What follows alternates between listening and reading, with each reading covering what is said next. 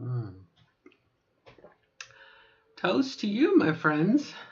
Today is May 5th, 2018. It is my day 1.358, I think. It is my 46th birthday today, so happy birthday, go me.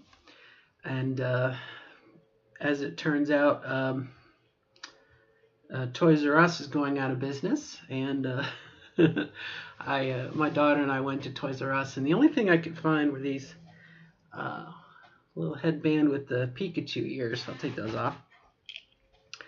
And that was it. The store had um, store had pretty much been picked clean.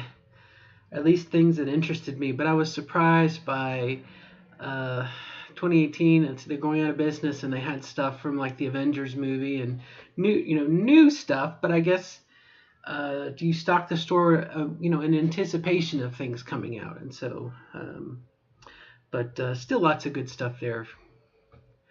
Necessarily know if it's good deals or not, but they didn't. I was hoping to go there, and there's a Pokemon that's I don't know its name, but it's an evolved form of an owl, and it looks really cool. And I was hoping to find one there, but anyway.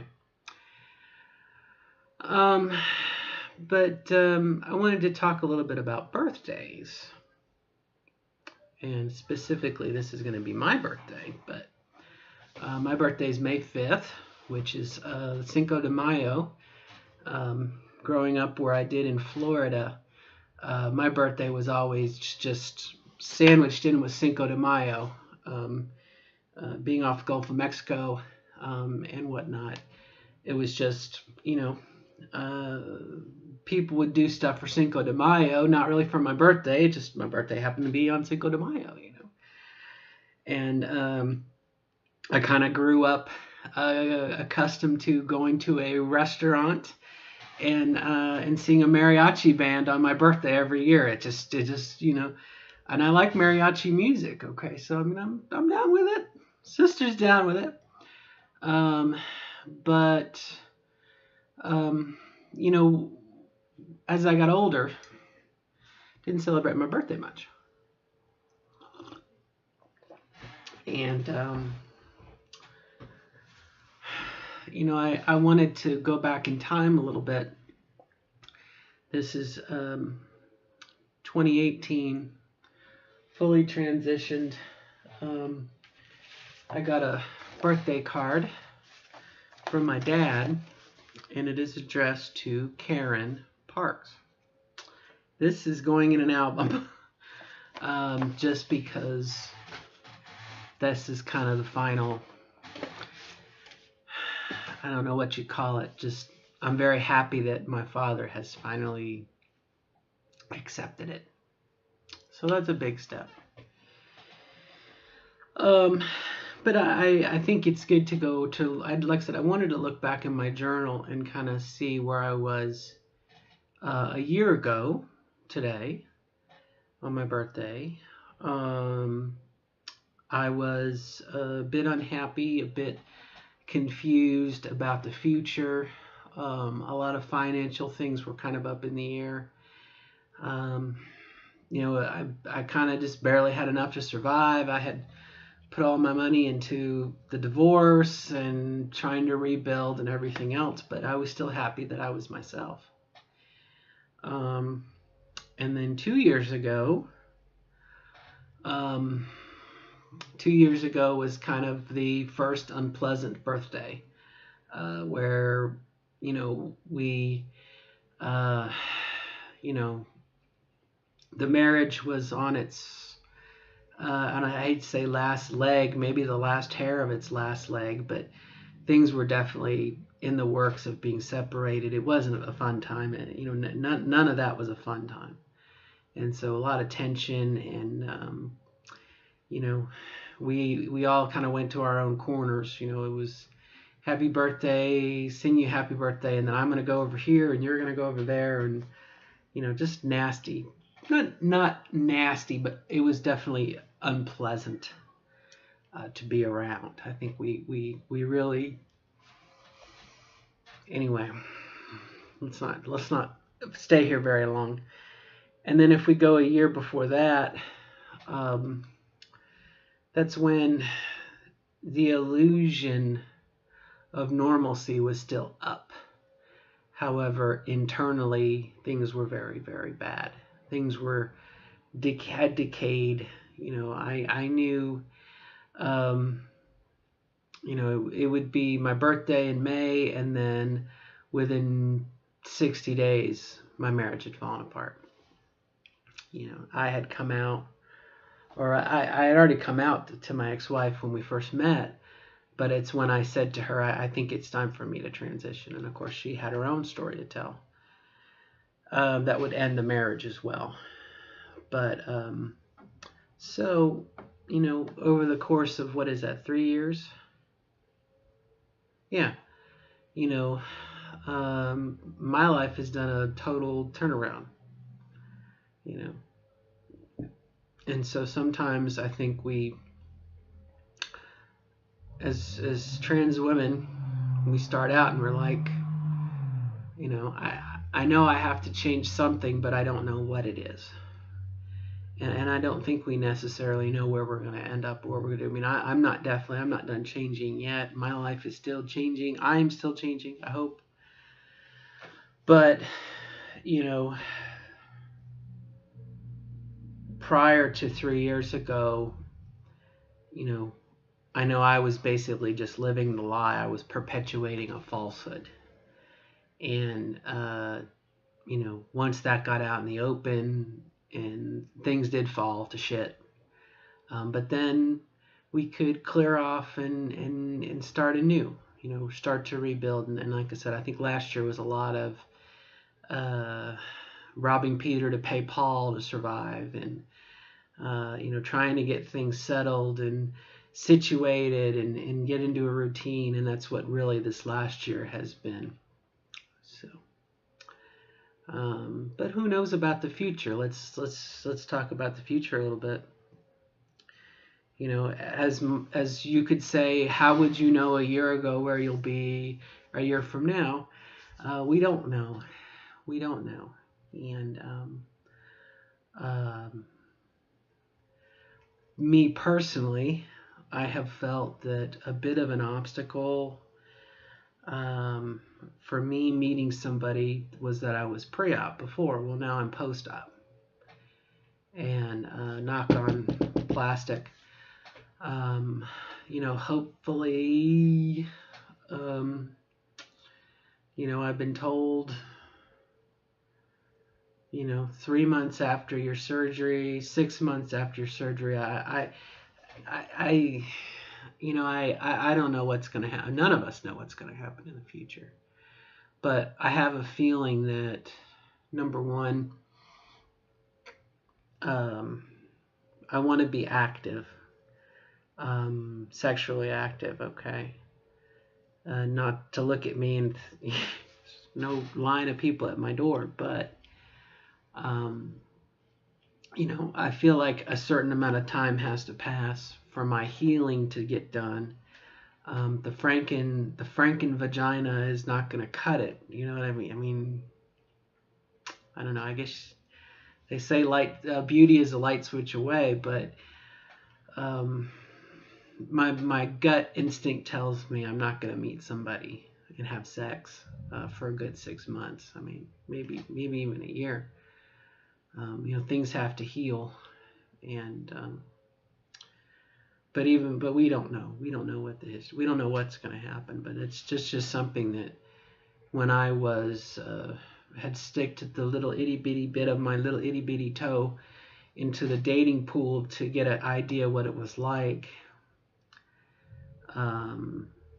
The fact that I was not interested in having sex because I didn't have the right plumbing, that was like large amount of fluid got diverted, as far as how many hits you might get or whatnot. And then even then you have guys who just want to have sex, and hey, I understand, I've been there. But like I said, I just feel like to be realistic, it's still going to be 6 months before anything happens. Now, we don't know. We honestly don't know.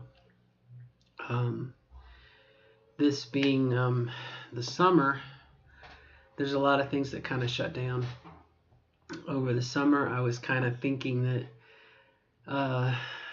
get myself involved in things. Board game nights would be one thing. And I think I've told you this story before. I started to do it was a LGBTQ plus friendly board game night, which is probably the route to go. However, it ended up being bears. It ended up being 50 or 60-year-old gay men who were interested in 50 or 60-year-old gay men, or cubs, as it were, 20, 30-year-old gay men. You know what I mean? It was a hookup for gay men, and so it didn't really, not much action for me there. And so I think, it would be good to kind of widen my circles a little bit. And the Louisville Game Shop has one, and again, it's a numbers game. The more you get out there, the more people you're going to meet or whatnot. And that's going to be, I think that's going to be a whole other set of problems or obstacles or challenges to face. When do you tell someone, you're transgender? Do you tell them? I assume you would. I mean, I think it wouldn't really matter to the person that I'm going to fall in love with if they love me for me. But I would want to tell them, just to be, honest. Full disclosure. But in the dating that I had done previously, I never asked, "Are you a cis girl?" It was always, "Ooh, she's got big breasts," which I don't have that either. But anyway, I digress. So that's going to be a whole other issue, a whole other bit. So there's that. And the other thing that some of the gaming groups that I had been in, I'll say in the last 3 years, it's difficult when you get together with a group of people and they're so intent on winning, they're so intent on winning the game. They have to win. And I guess I'm coming to it from a different perspective. I'm watching people and I'm trying to figure out who the person is. And, they get so caught up in the game. I don't know. It's spectating to a certain degree, but anyway, neither here nor there. So it's a numbers game. There was I had mentioned too, the Beltane Ritual last week. There is a pagan group in Louisville that would be another venue, possibly. On the downside, there's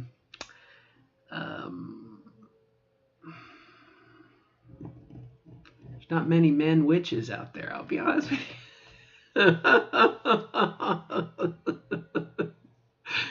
I went to the meeting, and women, girl. I'm like, an all-girls school may not be the best place to meet a man, right? But again, who knows? Got to get out and do something somewhere. The game shop, again, I'm painting minis, which is what I love to do. I'm painting these guys now, and they're not done yet. Be little lizard men. Again, another outing, trying to do different things. And that doesn't, there's no guarantee. I tend to think the universe doesn't send us things until we're ready. And I can promise you that I probably am not ready for a relationship yet, but they do happen when you least expect it. So I'll keep that there. Um, but we were talking about birthdays. We're talking birthdays. Let's not get too off topic. So we never really know kind of what's going to happen. Um, you know, and I had mentioned in Florida, where I'm from, Cinco de Mayo. Cinco de Mayo was the big deal. And then I moved up here to Louisville, and first Saturday in May they have a little horse race, and so everyone goes ape shit for the Kentucky Derby, which I have a hard time with. I think if I grew up with it, it would be different.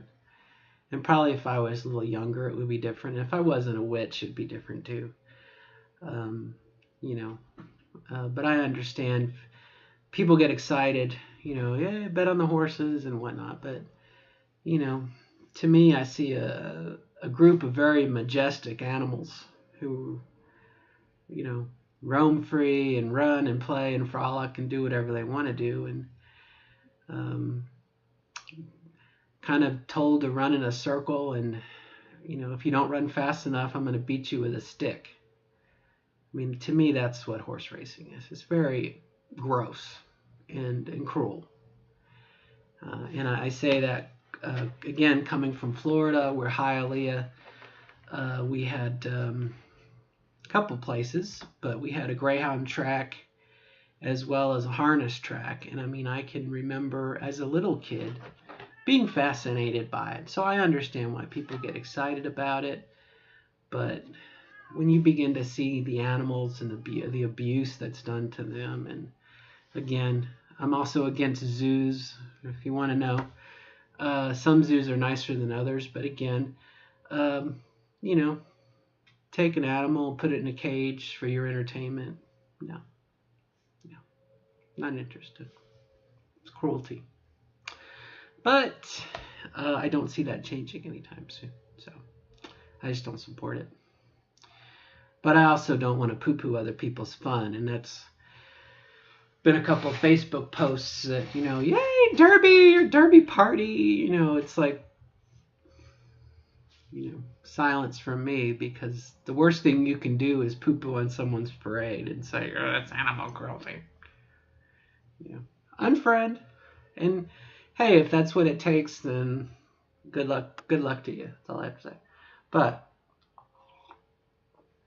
we're here to talk about birthdays. I know that some trans women have two birthdays. They have their regular birthday, and then they have their rebirth day when they have their hormones. And that's the way I lived mine the last couple of years. And then today I'm actually reclaiming my birthday as May 5th.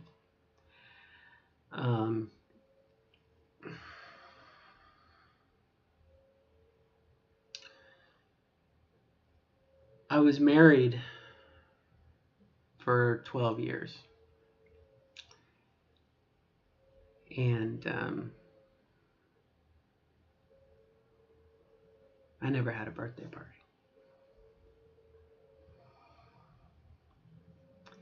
So birthday parties are kind of sad. You probably think, oh shit, Karen's going to get melancholy on me. A little bit. I left my family when I was younger to go away to college. And my family had a real nasty divorce when I was a kid. And so my birthday just fell by the wayside. It was not important. Again, I was the second child, and my birthday was not that important. Or at least that's the way I felt. And that kind of derailed my birthdays. Boy, I'm getting into a real negative spot, aren't I? And then my young adult life was away, college. I didn't go home for between breaks. If I went home, it was very painful to go home. A lot of pain. So I just stayed at college, worked, and everything. And you know how college is. You have people coming and going every semester and year and whatnot. So my birthday kind of got derailed. And that's just kind of the way it's been. So after I was married and we had a child and whatnot, I always put all my investment of time and effort into Mother's Day, not into my birthday. You know, and of course we'd spend all our money for Mother's Day, and so there was nothing for Father's Day, so I got shit twice. All right, so why am I telling this to you? And I'm telling it to you because today I kind of decided to reclaim my birthday. You know, I bought myself a birthday present, and I bought myself a birthday cake, and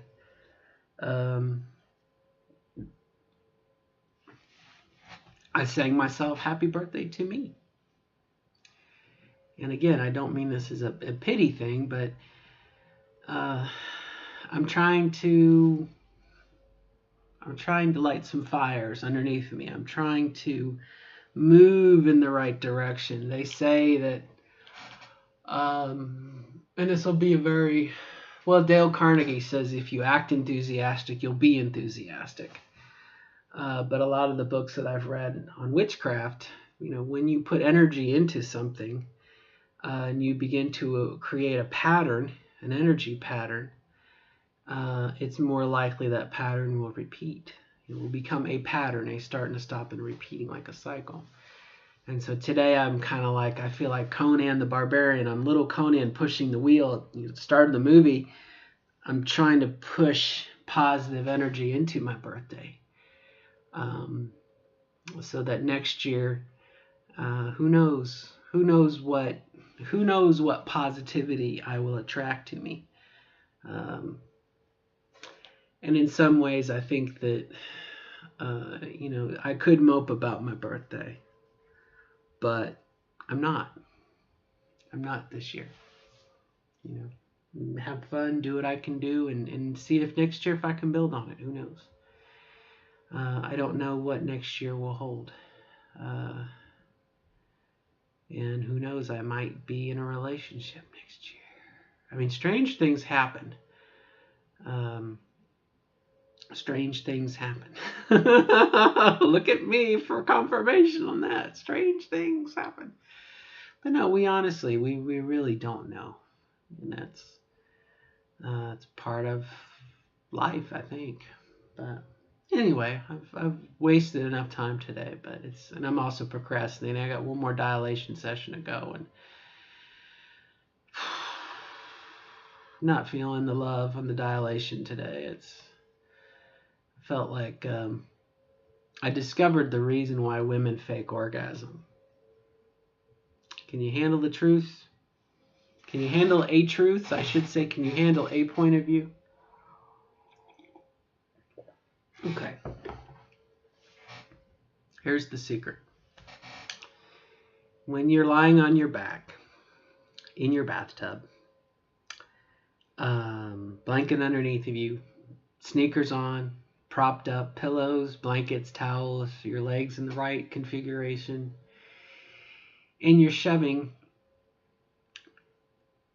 a 10-inch piece of plastic up your vagina to the back of where your cervix would be if you were a cis girl. And it just ain't got no fucking feeling to it. No feeling there whatsoever. You just feel like there's this pressure and there's no love, there's no emotion. You're just like holding this spike in you. And you're like, okay, if I just close my eyes and go along with it in 5 minutes or 10 minutes, this will be over. To me, that's faking the orgasm. You know, if I just lie here and let the other do its business and be done, then it'll be over. And then I won't have to do this anymore. So I don't know if that's faking an orgasm, but you know, you just lie there, shut up, and take it, I guess. But anyway, well, I feel like I've ended this in a real downer.